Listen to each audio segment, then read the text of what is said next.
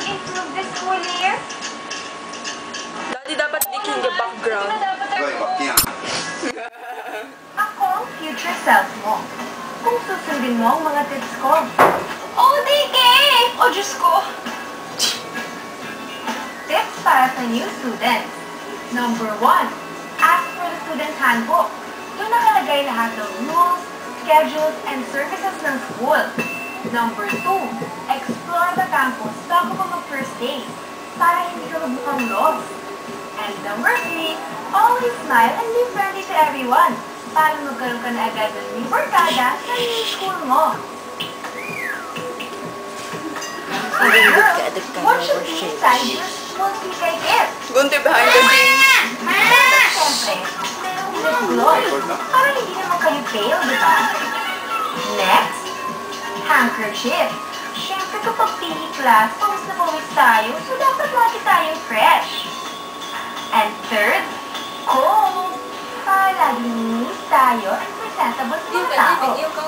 Pero girls, alamin din niyo ang rules and regulations sa school. Kung bawal ang nail polish, sign na para tanggalin.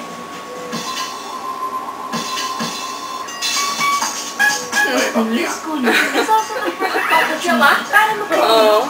Kung sanay sa same old boring ponytail, kaya na para maglugay.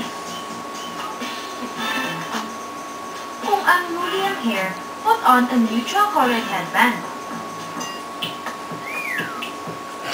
So Christine, you're an entrepreneur, part ka ng org, tapos student ka pa. Ano yung secret mo for time management? Well, una, kailangan mag-prioritize. Second, kapag sa mga break time, gawin mo lang yung mga homework mo para may extra time ka for your extracurricular activities. Ano ba yung mga designs na pwede mo ituro sa amin para yung notebook? Mas fun, gano'n. Actually, yung binder ko, bored ako sa designing space, so I design my own binder. What are they? Cutting out from old magazines, then making a collage out of it. Ano ba yung sa tingin mong benefits ng pagkakaroon ng ganitong classroom? Ikaw na ikaw siya, tapos to make you unique, to make you stand out from everyone else. Ngayong check na lahat sa listahan ng must-dos ngayong pasukan, baka naman magkatotoo na ang vision ko. This year, I'll be the best student ever.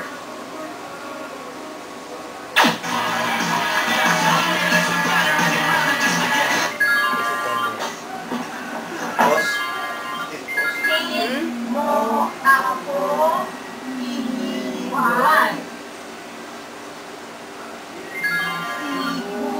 Siguro I